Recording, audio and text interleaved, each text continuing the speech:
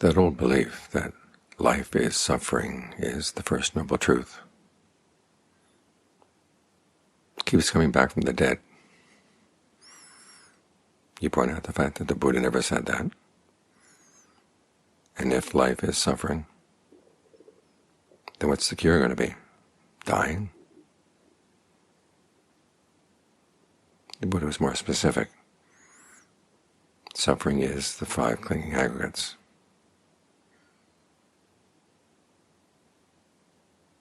And this is something you can deal with, because clinging is something you do. The aggregates are things that you do as well, which means if you want to put an end to suffering, you stop clinging to the aggregates. Turns out the aggregates without the clinging are not suffering. So you can still live after the end of suffering.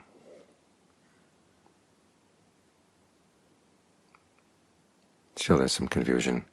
It seems to be in the text, but if you read carefully, you realize the texts are not confused. The passages where clinging is defined as passion and desire for the aggregates. Other passages where craving, which is the cause of suffering, the cause of clinging, is also defined as passion and desire. Where is the line between the two? Because the two have different duties associated with them. Clinging is to be comprehended.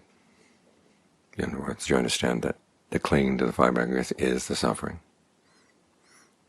The craving is to be abandoned. Here you can think about the words in Pali for craving and clinging. Clinging, upadana, can also mean feeding. Craving, tanha, can also mean thirst, which is a stand-in for hunger.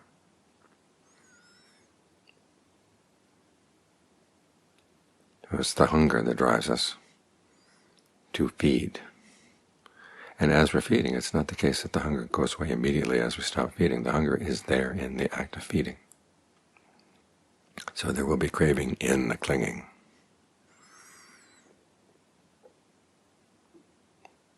As the Buddha points out, where there's passion and desire for the aggregates, the passion and desire is to be abandoned. So that part of the complex is to be abandoned. The whole complex of feeding on the aggregates, that's to be comprehended.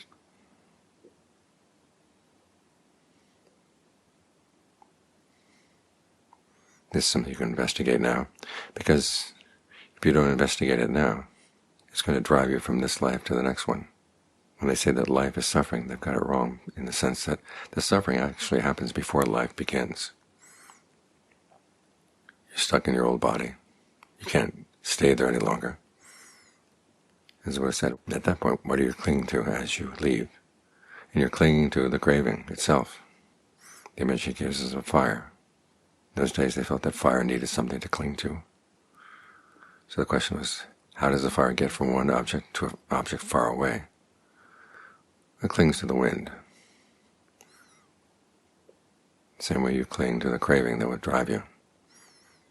As long as you haven't learned how to abandon that craving, it's going to take you anywhere. You're not safe. So we're looking into how this all goes together right here, right now. You've got a hunger, the craving. As the Buddha said, it's around that hunger, around that desire, that becoming forms. Now, clinging is the intermediate stage between the craving and the becoming. As we mentioned the other day, there are 4 kinds of clinging. Even though you're clinging to the aggregates, oftentimes you're not aware of the aggregates themselves. You're more aware of what you're creating out of those aggregates. The same way that when you're drinking water, you're drinking hydrogen and oxygen. But you don't feel hydrogen, you don't feel oxygen, you feel the water. Water is what you see. But the hydrogen and oxygen are in there. Now as you crave, you're looking for something. There's the desire for pleasure there. So you just cling to your ideas of how that pleasure can be found. This is our clinging to sensuality, our fantasizing and planning for sensual pleasures. And then your view about the world in which that object can be found. That's clinging to views. your ideas about how you can act within that world in order to get what you want. That's clinging to habits and practices. And then there's your idea of yourself, who's capable or not capable of finding that pleasure. That's the fourth kind of clinging. And these are things we're very, very, very familiar with. We hold to them very tightly. Because if you're going to find your pleasures, you want to have a clear sense of what the world is like, how you have to act in that world, and who you are in terms of your abilities to get or not get what you're looking for. These are the things that create becoming, which is why they say craving leads to clinging, clinging conditions becoming. Then it's from becoming that birth happens. In other words, you actually go into those things. You go into that act of feeding. You try to take in that food. And that's when there's birth. That's when life begins. So life comes about as a result of suffering. But once you're here, we don't have to continue suffering. Our problem is that we keep up the process all the time. That image of the fire going from the house, it applies to the mind in this body right here, right now, in this life. We keep going for this, going for that. We get frustrated here, frustrated there, we'll try something else. We get what we want, we consume it, and then we're looking for more. That's what we want to see as we meditate, these things that we're doing right here. How our thirst leads us to come up with ideas about what we want, where we can find it, what we have to do, who we are. We keep on doing those things. That's the clinging, which creates the becoming, the world in which we're going to be born. And then the birth happens. This, by the way, helps to answer a question that comes up sometimes. The Buddha's teaching us all the time to be focused on our actions. And it discourages people from speculating about the world. So some people say that the idea of a Buddhist cosmology is a contradiction in terms. We shouldn't be speculating about where we could be reborn or what kinds of levels of rebirth there might be. Just focus on what we're doing right now. Well, yes, we focus on what we're doing right now, but one of the reasons we're doing that is not because that's the only reality there is. It's because what we're doing right now creates new worlds. In the case of samsara, samsara is not a place. Samsara is an activity by which places are created and then thrown away as we create more places. So the distinction between action and worldviews is not absolute. In fact, they're very much connected. It's how you act that creates a worldview. The Buddha does discourage speculation about karma, speculation about the world. But it doesn't mean he throws both concepts aside. He's giving us the views we need to get out of this whole process. And so part of those views have to do with what he says, the fact that there is this world and the next world, and they are related to our karma. And we want to know how, so we can have some ideas about what we should and shouldn't be doing, where our desires should and shouldn't be focused. If you focus in the wrong places, you can create worlds that are full of suffering, even though they're your creation. The fact that you get in there and experience them, you're responsible for that. You intended that, not knowing what you're intending. That's all relevant to the teaching on karma.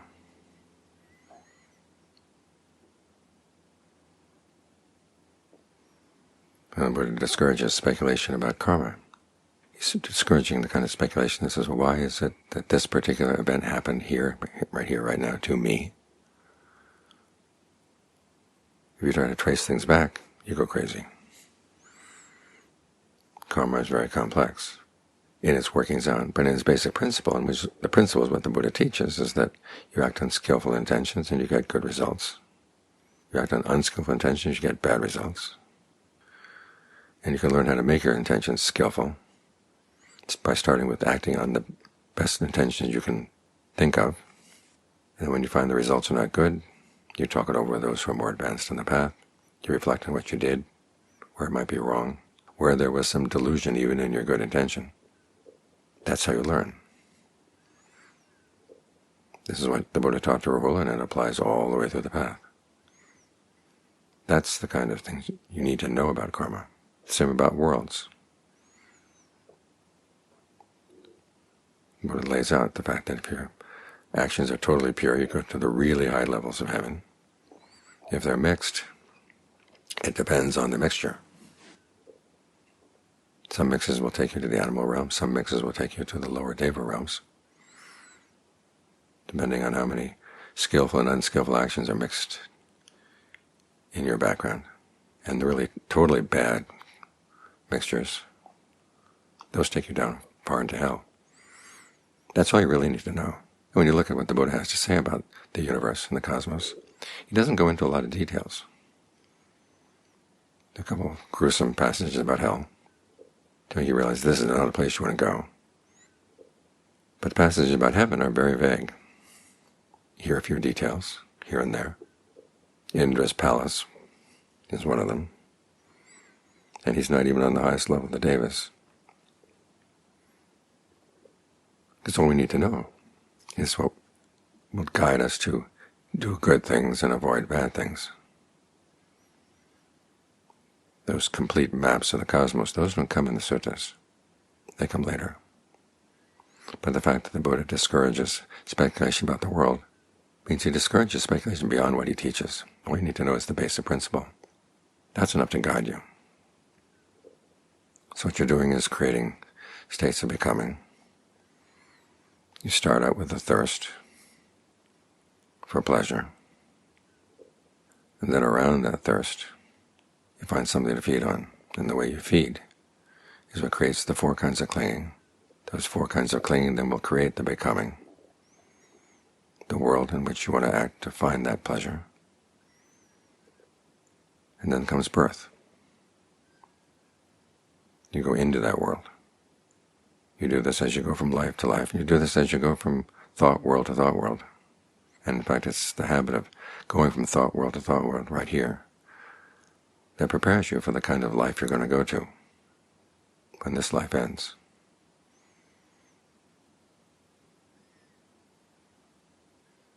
So the suffering is in the clinging to the aggregates.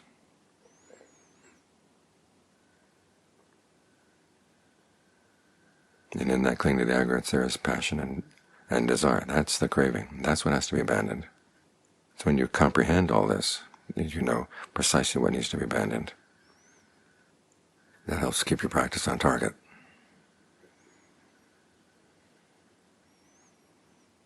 The rest of the information there is to give you a sense of the importance of keeping your practice on target. It literally makes a world of difference.